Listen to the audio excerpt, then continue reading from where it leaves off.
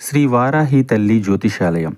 వ్యాపారం, చదువు, ప్రమోషన్, విదేశీ ప్రయాణము, ఉద్యోగం, ప్రేమ, పెళ్లి, సంతానం, పిల్లలలో జ్ఞాపకశక్తి, భార్యాభర్తల మధ్య కలహాలు, కుటుంబ సమస్యలు, ఆరోగ్య సమస్యలు, లక్ష్మీ శాంతి, మనశ్శాంతి, భూ వివాదాలు, రాజకీయం, కోర్టు సమస్యలు, ఆర్థిక ఇబ్బందులు, కళ్యాణ దోషం, భయం, చేతబడి నివారణ, నరదిష్టి, నాగదోషం, చెడు దోషాలకు యంత్రములు ఇవ్వబడును. మరియు ఏ ఇతర సమస్యలకైనా పరిష్కారం చెప్పబడును. స్త్రీ పురుష వశీకరణ చేయబడును. ముఖము చూసి, చేయి చూసి ఏ సమస్యకైనా ఫోన్ ద్వారా జ్యోతిష్యం చెప్పబడును. Phone number 9059940444. ఈ ఒక్క స్త్రీ ద్వారా ఈ రోజున మీ జీవితమే తలక్రిందులు కాబోతుంది.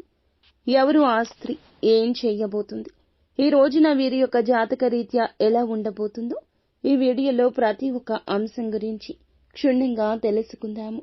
ఓం శ్రీ వారాహి దేవియే నమః. వారాహి మాత అంటే ఇష్టమున్న ప్రతి ఒక్కరూ అమ్మవారిని ఒక్కసారి మనసులో తలుచుకుని కింద కమెంట్ రూపంలో మాకు తెలియచేయండి. ఈ రాశి యొక్క వ్యక్తిత్వాన్ని మనం చూసుకున్నట్లయితే చాలా మంచి మనస్తత్వం కలిగిన వారు. ముఖ్యంగా ఈ రాశిని అగ్ని పర్వతంతో పోలుస్తాము. కోపం అంతగా ఉంటుంది. బగబగ మండే పర్వతంలాగా ఉంటారు.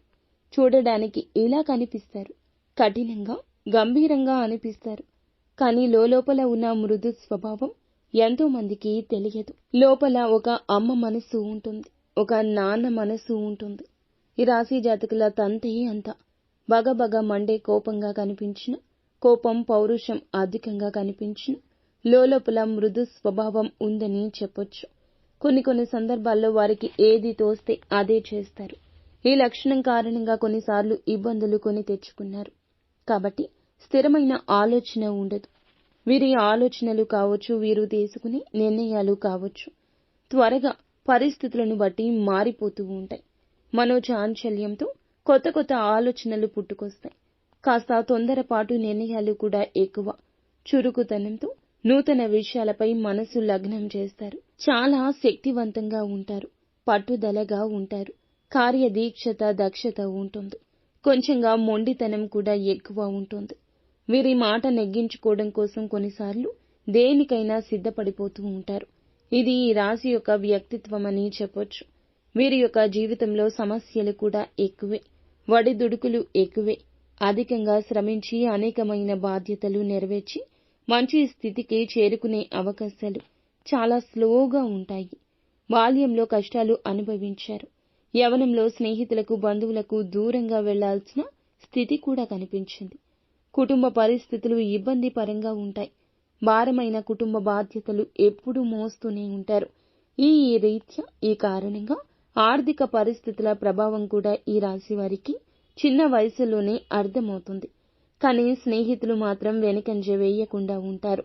వీరికి ఎప్పుడు ఇతరులకు సహాయం చేయాలని మంచి లక్షణం ఉంటుంది. వీరి శక్తిని మించి కూడా కొన్ని సందర్భాల్లో సహాయం చేసిన గడియలు ఉన్నాయి. ఈ గడియల్లో ఇబ్బంది కూడా పడ్డారు. వీరి యొక్క బంధువర్గంలో ఆస్తుల కోసం ఎదురు చూసేవారు ఎక్కువ ఉంటారు. మీరు ఎదుగుతుంటే చూసి ఓర్వలేని వ్యక్తులు కూడా అధికంగానే ఉంటారు. ఆస్తిపాస్తులు ఎక్కువగా సంపాదించుకుంటే చూసి ఓర్వలేని వ్యక్తులను మీ చుట్టూ ఉన్నారని గుర్తించుకోలేరు. ఎవరైనా చెప్పినా నమ్మరు. అందరినీ గుడ్డిగా నమ్మేస్తారు. వారిలో ఉన్న నెగటివ్ ని అర్థం చేసుకోరు. వీరి యొక్క ఆస్తి కోసం ఎదురు చూసేవారు కొన్ని సందర్భాల్లో వీరిపై కుట్రలు చేస్తుంటారు.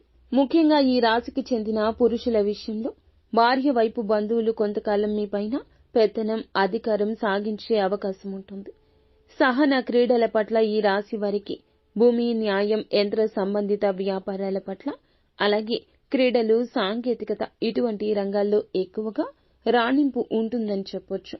ముఖ్యంగా ఇక మనం అంశంలోకి వచ్చేస్తే ఈ రోజున ఈ రాశి వారి యొక్క జీవితంలో ఇదివరకు మీ యొక్క దూరపు బంధువులు కావచ్చు, లేకపోతే ఇరుగు పొరుగు కావచ్చు, మీరు పనిచేసే చోట కావచ్చు, కొంతమంది వ్యక్తులు మానసిక క్షోభకు గురైన పరిస్థితులు చూశారు.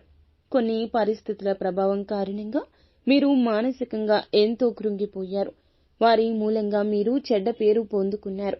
వారి మూలంగా మీరు చేసిన ప్రతి తప్పును కూడా, నిందలు, ఆరోపణలను ఎదురు వచ్చింది.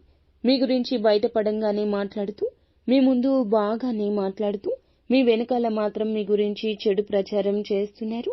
వారి యొక్క జీవితంలో ఈ సమయంలో ఒక ప్రళయం రాబోతుంది. ముఖ్యంగా మీ పట్ల వారు ప్రవర్తించిన తీరుకు పరమశివుడు వారిపై ఆగ్రహాన్ని చూపించబోతున్నాడు. శివుడు 3వ కన్ను తెరిచి వారికి గుణపాఠం నేర్పించబోతున్నాడు. వారి జీవితంలో ఇదివరకు మీ పట్ల ప్రవర్తించిన తీరు ఏదైతే ఉందో అది చాలా తప్పు అనే విషయాన్ని వారు ఇప్పుడు ఖచ్చితంగా అర్థం చేసుకుంటారు.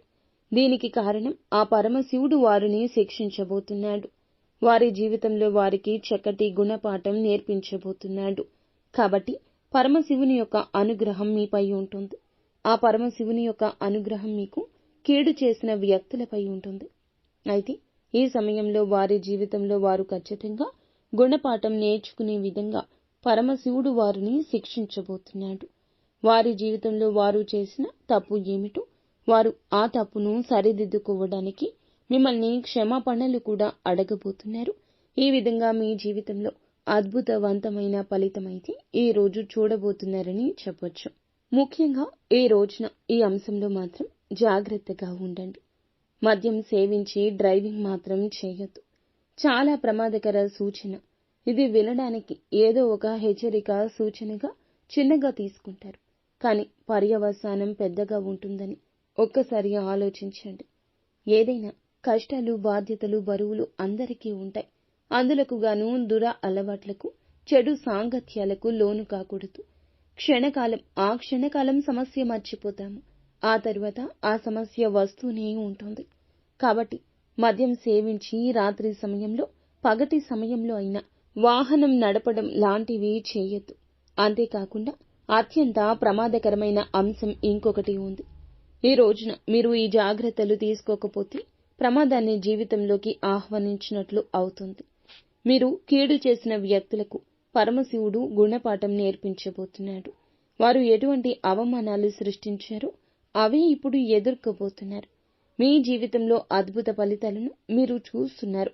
వారి జీవితంలో చాలా వరకు కూడాను చెడుకరమైన పరిస్థితులు ఎదుర్కోబోతున్నారు. ఎందుకంటే వారి జీవితంలో ప్రళయం. ఇది పరీక్షా సమయం. మిమ్మల్ని ఇబ్బంది పెట్టినందులకు గాను, అలాగే వారి యొక్క మాట, వారి యొక్క స్వార్థం, వారి యొక్క తీరు ఇవన్నీ మూల కారణం. గుర్తుంచుకోండి. అలానే వారు సమస్యలో ఉన్నారని మళ్లీ గుడ్డిగా నమ్మి వారి వద్దకు వెళ్లి సాయం చేయడం, వారిని మరలా మీరు ఖచ్చితంగా ఇలా ఇబ్బంది పెట్టద్దు. ఎందుకంటే మీరు వెళ్లి సాయం చేస్తారు. వారికి మళ్లీ ఏమనిపిస్తుంది? వీరు బాగున్నారు, నాకు సాయం చేసేంత ఉన్నారు అని మళ్ళా దిష్టి పెట్టడం, మీపైన కుట్రలు పన్నడం వారికి పరిపాటి. కావున మిమ్మల్ని అవమానపరిచిన వారు ఈ సమయంలో వారు వారి తప్పు తెలుసుకుంటున్నారని జ్ఞాపకం ఉంచుకోండి. మిమ్మల్ని ఆర్థికంగా నష్టపరిచిన వారు ఈ సమయంలో ఆర్థికంగా విలవిల్లాడిపోతారు. మిమ్మల్ని మానసిక క్షోభకు గురి చేసిన వారు ఈ సమయంలో మానసిక క్షోభకు గురి అవుతారు. మీ పట్ల వారు ఏ విధంగా ప్రవర్తించారో అటువంటి ఫలితాన్ని పొందుకోబోతున్నారు. ఎందుకంటే ఇంకొకరి జీవితంలో వారు మరలా ఇంకొకసారి అలా చేయకూడదు. కావున ఈ రోజున మీరు జాగ్రత్తగా మౌనంగా ఉండండి. ఆ పరమశివుని ఆగ్రహం వారిపై ఉంది. కాబట్టి ఈ రోజు మాత్రం మీరు మళ్లీ వారిని గుడ్డిగా నమ్మడం, వారి వద్దకు వెళ్లి సాయం చేయడం ఇలాంటివి చేయొద్దు. మీరే అప్రమత్తంగా ఉండండి. వీలైతే ఇక వారికి దూరం జరగండి. నిత్యం శివారాధన చేసుకోవడం, ఓం నమ శివాయ అనే పంచాక్షరి మంత్రాన్ని నిత్యము పఠించుకుంటూ ఉండడం మీకు మేలుదాయకంగా ఉంటుంది. అంతా మంచి జరుగుతుంది.